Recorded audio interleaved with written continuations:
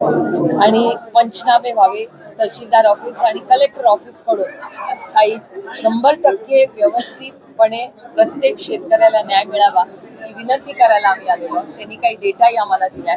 15 दिवसांनी परत आम्ही बसू, पण दिवाळी ही शेतकऱ्यांना थोडी तरी होईना सरकारने गोड करावी ही विनंती करायला आणि त्याची माहिती घेण्यासाठी आम्ही आलो. इंदापूरमध्ये मुसळधार पाऊस झाला आहे. मे महिन्यात पाऊस झाला होता. त्या पावसाची काही नुकसान भरपाई शेतकऱ्यांच्या खात्यावरती जमा झाली, मात्र एकरी केवळ 2500, 2200, 2800 रुपये मिळतात. शेतकऱ्यांचा प्रचंड रोष आहे. नाही, हा अन्यायच आहे. खरं तर मी जून महिन्यामध्ये अमित शहांना भेटायला दिल्लीत गेले होते, कारण का ते देशाचे सहकार मंत्रीही आहेत. तेव्हाच मी त्यांना सरसकट कर्जमाफी करावी ही मागणी पहिल्यांदा अमित शहांकडे केली, जून जुलैमध्ये जेव्हा सेशन होतं तेव्हा. आणि त्यानंतर ही अतिवृष्टी झाल्यावर मी दिल्लीला जाऊन शिवराज सिंग चौहान साहेबांची, कृषी मंत्री भारत सरकार, त्यांची भेट घेतली. त्याच्यानंतर त्यांनीही महाराष्ट्राच्या माननीय मुख्यमंत्र्यांना फोन केला. त्यानंतर माननीय मुख्यमंत्रीही दिल्लीला गेले, त्यांनी प्रधानमंत्र्यांची भेट झाली. त्याच्यामुळे माझी अपेक्षा आहे की आज 2 का 2:30 वाजता त्यांची प्रेस कॉन्फरन्स आहे. आमच्या एवढीच मागणी आहे की सरसकट कर्जमाफी ही झालीच पाहिजे. त्याचबरोबर 2 भागात काम करावं लागणार आहे महाराष्ट्र सरकारला. एक तर सरसकट कर्जमाफी आणि जिथे जिथे शाळा असेल, विहिरी असतील, जे काही नुकसान झालं असेल त्याची भरपाई लोकांना मिळालीच पाहिजे. त्याचबरोबर इथून पुढे पन्हात शून्यातून ते गाव उभं राहायचं आणि शेतकऱ्याबरोबर तिथे 12 बलुतेदार पण आहेत, त्यांचंही नुकसान झालंय, त्यांनाही न्याय मिळाला पाहिजे. अशा 2 भागांमध्ये महाराष्ट्र सरकारला, म्हणजे आधी घेतलेलं कर्ज त्याची कर्जमाफी आणि नवीन कर्ज मिळण्यासाठी मदत, हे 2 भागांमध्ये महाराष्ट्र सरकारला काम करावं लागणार. प्रधानमंत्री उद्या मुंबईमध्ये येत आहेत. विमानतळाचं उद्घाटन होत आहे. महाराष्ट्रामध्ये जवळपास 25 पेक्षा अधिक जिल्हे बाधित झाले. काय प्रधानमंत्र्यांकडून अपेक्षा असणार आहे, ज्यामध्ये इंदापूर ही आहे? माझं म्हणणं आहे की संपूर्ण महाराष्ट्र आता आपला बळीराजा जो तुमच्या माझ्या अन्नधान्याचा प्रश्न सोडवतो तो अडचणी, त्याच्यासाठी आपण सगळ्यांनी राजकारण बाजूला ठेवून महाराष्ट्राच्या सरकारने दोन्ही हाताने आता तिजोरी उघडलीच पाहिजे. कारण का आता आपल्या कुटुंबातले लोक हे अडचणीत आहेत, त्यांची सरसकट कर्जमाफी करून त्यांना न्याय मिळालाच पाहिजे. महाविकास आघाडीत 3ऱ्या वेळेला येण्यास हर्षवर्धन सपकाळांनी विरोध दर्शवलेला आहे. त्यांचं असं म्हणणं आहे, जो संविधान की बात करेगा वही महाविकास आघाडी में आएगा. मला असं वाटतं की अजून आमच्याकडे काही प्रस्ताव आलेला नाही कोणाचा, पण चर्चा होईलच. आणि आपल्याला आठवत असेल की जेव्हा महाविकास आघाडी आमची आघाडी होती किंवा ह्यांची युती तेव्हा होती, जेव्हा शिवसेना एक होती, राष्ट्रवादी काँग्रेस एक होती, तेव्हा आम्ही अनेक वेळा इलेक्शन वेगळे लढलेलो आहोत. कारण का हे इलेक्शन लोकसभा विधानसभा नाही, हे कार्यकर्त्यांचं इलेक्शन. प्रत्येक कार्यकर्त्याला उत्सुकता असते की त्याची संधी असते. त्यामुळे अनेक वेळा राष्ट्रवादी काँग्रेस आणि काँग्रेस वेगळं लढलेले आहे.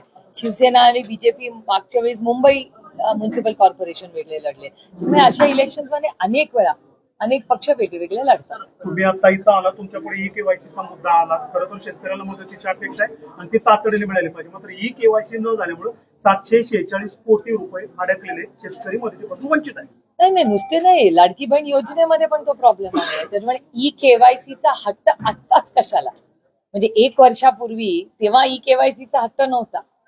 विधानसभेच्या मतदानाच्या आधी ई-केवायसी या सरकारला आठवलं नाही. तेव्हा या राज्याचे माननीय मुख्यमंत्री महाराष्ट्रात गाव फिरत होते आणि सांगत होते सरसकट कर्जमाफी करेल, 2100 रुपये महिलाला देईल. त्याच्यात त्या 26 लाख महिलाच कमी केलेल्या आहेत. स्कॉलरशिपचे पैसे आलेले नाही. किती तुम्हाला स्कीम सांगू, ह्या सरकारकडे 80,000 कोटी रुपयाचा शक्तीपीठ रस्ता करायला पैसे आहेत, पण सरसकट कर्जमाफी करायला, माझ्या भगिनींना न्याय द्यायला, शिक्षणाला पैसे द्यायला पैसे नाहीत. पण मोठे बिग तिकीट कॉन्ट्रॅक्ट साठी यांना पैसे आहेत. नाही, मी सकाळी आंदोलन करूनच इंदापूरला आले, म्हणून तर मला उशीर झाला इथे यायला. आम्ही एक आंदोलन केले आणि शांततेच्या मार्गाने, आणि हा पक्षाचं आंदोलन नाही, हे एक भारतीय नागरिकाचं नैतिकता आणि जबाबदारीचं आंदोलन आहे. कारण ही जी घटना झाली त्याचा आपण जाहीर निषेध केलाच पाहिजे प्रत्येक भारतीयांनी. आणि ही घटना अतिशय दुर्दैवी आणि ही प्रवृत्ती आहे जी एक कृती करते, त्या प्रवृत्तीबद्दल चर्चा झाली पाहिजे एक समाज म्हणून, आणि याची जबाबदारी पार्लमेंटने ही घेतली पाहिजे. पार्लमेंटमध्ये पहिल्या दिवशी मी मागणी करणार आहे आणि मी आधीच पत्र लिहिन पार्लमेंटच्या तारखा आल्यावर की या गोष्टीवर चर्चा पार्लमेंटमध्ये झाली पाहिजे. पार्लमेंटनी या घाणेरड्या कृतीचा जाहीर निषेध केला पाहिजे आणि निषेध करून आम्ही एक समाज म्हणून संसदेनेही म्हणलं पाहिजे की अशी जी घाणेरडी प्रवृत्ती आहे, गलिच्छ प्रवृत्ती आहे, ती थांबली पाहिजे. ही महाराष्ट्रासाठी आणि देशासाठी हिताची नाही. नागपूरमध्ये कफ सिरप प्रकरणी आणखी एका मुलीचा मृत्यू झालाय. 2 वर्षाची चिमुकलीचा मृत्यू झालाय. 5 जण गंभीर आहेत. तर सरकार करतंय काय? एवढी यंत्रणा तंत्रज्ञान वापरतं, मग भारत आणि महाराष्ट्र सरकार करतंय काय? एवढे फूड आणि ड्रग्ज बद्दल नवीन नियम कायदे केले, ते कोणासाठी केले? आणि मग ह्या प्रोडक्टला शिथिल कसे झाले? म्हणजे ह्याच्या मागे कोणीतरी अदृश्य शक्ती आहेच ना, त्यांच्यामुळे ही बाळं दगावतायत. त्याची एक सगळ्याची जबाबदारी महाराष्ट्र आणि भारत सरकारच्या त्या मंत्रालयाने घेतली पाहिजे. सरन्यायाधीशांवर जो हल्ला झाला तर कुठेतरी मनुवाद्यांचं मनोबल वाढले असं तुम्हाला वाटतं? अशी एक भावना, तुमच्या प्रश्नातच माझं उत्तर आहे. याचा अर्थ ही कुठली तरी अदृश्य शक्ती या प्रवृत्तीला ताकद देतेच आहे ना. ही प्रवृत्ती थांबलीच पाहिजे, कारण का देशाच्या ऐक्याचा हा विषय आहे आणि देशाच्या हिताचा नाही. हा भारताचा अपमान आहे, हा मराठी माणसाचा अपमान आहे. त्यामुळे कुठेतरी हे थांबलंच पाहिजे आणि हा देश कोणाच्या मनमर्जीने चालणार नाही. हा देश भारतरत्न डॉक्टर बाबासाहेब आंबेडकरांच्या संविधानानेच चालणार आणि त्याचा कोणी अपमान केला तो आम्ही सहन करणार नाही. सरसकट कर्जमाफीचा प्रश्न आपण उपस्थित करताय, पण आता शेतकऱ्यापुढे दुबारा पेरणीचा पेरणीचा मोठा प्रश्न आहे, बियाणाचा प्रश्न आहे, खताचा प्रश्न आहे, सर्वात मोठा चाऱ्याचा प्रश्न आहे. सरकार कसं पाहणार आहे? मग दोन्ही गोष्टी, मग सरकार कशासाठी आहे? मला हाऊस आहे ना, घर फोडा, पक्ष फोडा, सत्तेत बसा, मग करा. हीच तर सेवा आहे. सत्ता म्हणजे लाल दिव्यात फिरणं नाही ना, हेलिकॉप्टर आणि प्लेन मध्ये फिरणं. त्याला सत्ता सत्ता म्हणत नाही. सत्ता जेव्हा माणूस अडचणीत असतो ना, त्याची सेवा करण्याची संधी. ज्या काळात कोविड होता, सगळं सरकारी यंत्रणा, मीडिया, सगळे माणुसकीच्या नात्याने उतरला होता की नाही तुम्ही पण? आता पण मीडियानी जे, मी तुम्ही आहात म्हणून कौतुक करत नाही, मी कालही बोलली ही गोष्ट एका भाषणात, की मीडिया, कॅमेरामॅन आणि रिपोर्टर्सचं कौतुक केलं पाहिजे. ज्या पद्धतीने एवढ्या अतिवृष्टीमध्ये त्यांनी रिपोर्टिंग केलंय. आणि म्हणून मगाशी मी म्हणले की 2 भागांमध्ये महाराष्ट्र सरकारला काम करणार आहे. एक, आता वसुली बंद करणं, सरसकट कर्जमाफी करणं, आणि दुसरीकडे शून्यातून परत त्याचा संसार उभा करणं. या दोन्ही भागांमध्ये का, आणि शेतकऱ्यांची तर मदत केलीच पाहिजे, पण 12 बलुतेदारांचीही मदत केली पाहिजे. त्यांचंही प्रचंड नुकसान झालंय. महिला इंदापूरचे कृषी मंत्री आहेत, सुपुत्र आहे, त्यांना कुठलाही प्रश्न विचारला किंवा शेतकऱ्याबद्दल कुठलाही प्रश्न विचारला तर ते म्हणतात वरिष्ठाला विचारून मी बोलतो. मग काही कृषी मंत्र्यांना स्वतःच मत मांडाय, नेमकं वरिष्ठ कोण लागणार? तुम्हाला महाराष्ट्र सरकारला विचारावं लागेल. पण आज 2 वाजता त्यांच्या सरकारची प्रेस कॉन्फरन्स आहे. बघूया काय होतं, त्याच्यानंतर परत बोलीन. महिला सक्षमीकरणासाठी तुम्ही अनेक दिवस झालं काम करता, मात्र महिलांवरचे अन्याय थांबत नाही. पालघरमध्ये 50,000 रुपयात अल्पवयीन मुलीची विक्री झाली. सासरच्या लोकांनी 50,000ला विकत घेत तिचं लग्न लावलंय. 6 लोकांवर गुन्हा दाखल झाला. गुन्हा दाखल झालाच पाहिजे. आणि महाराष्ट्र सरकार जे आहे, आणि पालघर असेल किंवा पुणे असेल, पुण्यात तर परवा पोलिसावर हल्ला झाला, लॉ कॉलेज रोडवर पोलिसावर हल्ला झाला. तर पोलिसांवर हल्ला झाला तर म्हणजे कुठल्या यंत्रणेवर विश्वास ठेवू?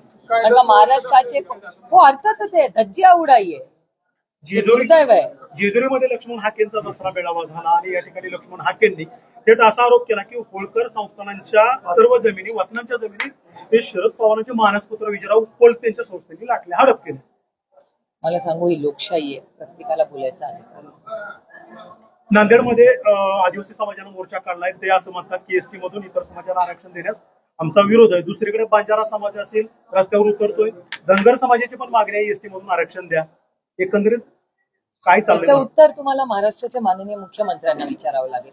कारण का तेच म्हणाले होते, सत्तेत आल्यावर धनगर समाजाला आरक्षण देऊ, त्यांचं स्टेटमेंट आहे. आणि त्याच्यामुळे मी सातत्याने, अतिशय विनम्रपणे पार्लमेंटमध्ये अनेक वेळा बोलले, जे तुम्ही सगळ्यांनी पाहिलेलं आहे. धनगर समाज, मराठा समाज, लिंगायत समाज, मुस्लिम समाज, अनेक समाज आहेत, त्यांच्या मागण्या आहेत. तुम्ही त्यांचं कन्सॉलिडेटेड म्हणजे सगळ्यांचं एक बिल करून आणा. 2-4 दिवस सगळे मिळून चर्चा करू आणि आपल्या संविधानाचा अभ्यास करून सगळ्यांना काय मार्ग काढता येईल ह्याच्यासाठी आपण सगळे मिळून चर्चा करू. हा प्रस्ताव मी अनेक वेळा ठेवलेला आहे की आणि इथे दिल्लीचा तर मी प्रस्ताव दिलेलाच आहे अनेक वेळा. मी महाराष्ट्राच्या माननीय मुख्यमंत्र्यांना प्रस्ताव दिलाय की एक ऑल पार्टी मीटिंग बोलवा, सगळ्या पक्षाच्या नेत्यांना बोलवा, आपण चर्चा करू ना.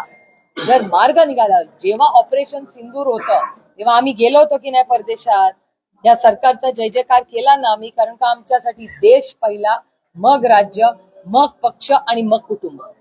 त्या देशाच्या ऐक्यासाठी, हितासाठी आम्ही गेलो ना या सरकारच्या वतीने. त्यांचाही मनाचा मोठेपणा की त्यांनी आम्हाला विश्वास दाखवला आणि आम्ही जाऊन आलो. प्रधानमंत्र्यांनी आमचे आभार मानले, आम्ही त्यांचे आभार मानले, कारण का देशासाठी आम्ही एकत्र झालो. तर राज्यासाठी माननीय मुख्यमंत्र्यांनी का नाही पुढाकार घेते? माननीय मुख्यमंत्र्यांनी पुढाकार घ्यावा, आम्ही साथ देऊ. सगळे एकत्र बसूया आणि कटुता कमी करूया, कारण का ही कटुता राज्याच्या हितासाठी आणि विकासासाठी चांगली नाही. आणि आमची तयारी आहे ना, आम्ही पहिला हात पुढे करतोय.